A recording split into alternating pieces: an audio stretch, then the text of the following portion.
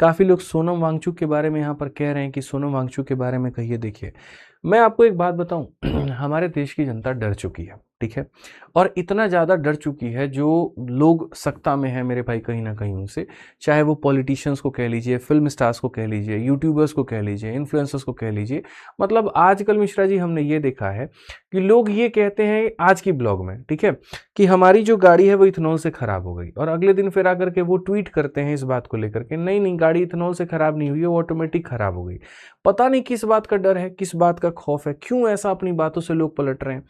मतलब आप समझिए, पहले भी गवर्नमेंट थी यार, कांग्रेस की भी गवर्नमेंट थी और भी गवर्नमेंट थी, आपके पास में स्वतंत्रता थी, आजादी थी अपने बात को बोलने का, आप बोल सकते थे, आप प्रोटेस्ट कर सकते थे, आप अनशन कर सकते थे, मीडिया उसको कवर करती थी, ठीक है, और आप सही को सही गलत को गलत, आपके पास विचार थे बोलने के, आप कह सकते थे। आज के समय तो लोगों को ऐसा लगता है अगर हम बोल दिए हमको घर से उठा ले जाएगा कोई। बताइए, सबसे बड़ा दुख इस बात का होता है कि आप मुझसे कह रहे हैं कि मैं सोनम वांगचुक के बारे में बोलिए। सोचिए, जिसका कैरेक्टर खुद आमिर खान ने प्ले किया, ठीक है, और आज यहाँ पर वो व्यक्ति, आज नहीं तो कल हो सकता है वो गुजर जाए, और उसके ऊपर में आमिर खान की बोली नहीं निकल रही है।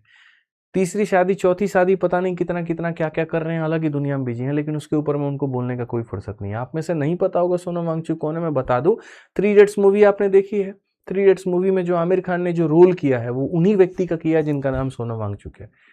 लद्दाख में इन्हीं की अपनी एक स्कूल है जहाँ पर पढ़ाया नहीं जाता, सिखाया जाता है, जहाँ पर बात हर दिन नई लर्निंग की जाती है। इन्होंने आर्मी के लिए बहुत कुछ किया, ऐसे ऐसे, ठीक है, यहाँ पर वहाँ के आसपास के लोगों के लिए बहुत कुछ किया, और ठीक है, उसके ऊपर में जो हालत है वो क्या कर दी है गवर्नमेंट ने। अब क्या कह रहे हैं, यही ना कि नीट में पेपर लीक हुआ है, इसके ऊपर में जो है काफ़ी बच्चों ने अपनी जान दे दी, सुसाइड कर लिया, और भी काफ़ी सारी परीक्षाएं पिछले कुछ समय में लीक हुई है, तो हमें शिक्षा मंत्री का इस्तीफा चाहिए। गलत डिमांड क्या है?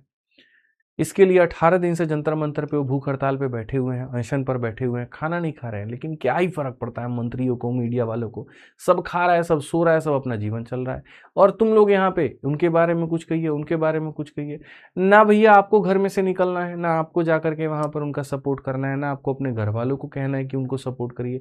जो लड़ाई चलेगी वो सोशल मीडिया पे चलेगी, और बस ट्विटर ट्विटर चलेगा, ट्रेंड चलेगा, पोस्ट चलेगा, इसके अलावा और कुछ नहीं होगा, ठीक है। तो आपकी भी मंशा बहुत ज़्यादा नहीं है, मुझे पता है कि उनको सहयोग देने की, ठीक है, और बाकी लोगों की भी मंशा नहीं है, तो आप मेरे से जानना चाहेंगी तो क्या जाएंगे। हमने अपने जो सपोर्ट है, हमने सब चीज़ें बहुत दिया है, हमने बहुत सपोर्ट किया, हर तरीके से किया, आपको नहीं पता है, ठीक है। बट मुझे दुख इस बात को लेकर के होता है कि जब बात ऑनलाइन पर आती है तो एक दिन में 20-20 मिलियन, 30-30 मिलियन की एक पार्टी बन जाती है, कॉकरोच जनता पार्टी। लेकिन जब वहीं जंतर मंतर में वो पार्टी वहां पर जो है कहीं ना कहीं सच के लिए लड़ रही है, तो 10 लोग भी वहां नहीं बैठे। दुख उससे ज्यादा और बताऊं मिश्रा जी क्या होता है, रात को हम देखते हैं तो रील आता है कि ये जब कुछ खा नहीं रहे हैं तो बार बार वॉशरूम क्यों जा रहे हैं। अबे मूर्ख आदमी, जब तुम्हारे बच्चों के लिए वो आदमी कह रहा है, तुम्हारे बच्चों के लिए वो लड़ाई लड़ रहा है, उसकी कौन सी कोई पॉलिटिकल पार्टी है, उसको कौन सा कोई पोस्ट चाहिए भाई। जितना उसका इंटेलिजेंस है, जितनी उसके पास में अलग अलग कंट्रीज की डिग्री है ना, तुम उसके पैर के धोने के बराबर में नहीं आओगे। इतना मान करके चलो, वो तुम्हारे लिए वहां पर लड़ रहा है, और तुम यहां पर क्या कर रहे हो, ये उससे पूछ रहे हो कि वॉशरूम वो क्यों जा रहा है, जहां जा करके इस बात का समर्थन करना चाहिए। याद करिए मेरे भाई वहां पर, ठीक है, भारत में जब लड़ाई हुई थी, जब युद्ध हुआ था, उस समय यहां पर गांधी जी ने सीधा कहा था कि विदेशी कपड़ों का बहिष्कार करिए। एक पल भी लोगों ने ये नहीं सोचा कि वो कितने का है, ठीक है। मतलब यहाँ 10,000 का है, 20,000 का है, 5,000 का है, जला रहे हैं तो सारे विदेशी कपड़े जलेंगे। वो एक वो लहर होती थी, एक वो देशभक्ति की लहर होती थी, अब कहाँ है, कुछ भी नहीं है।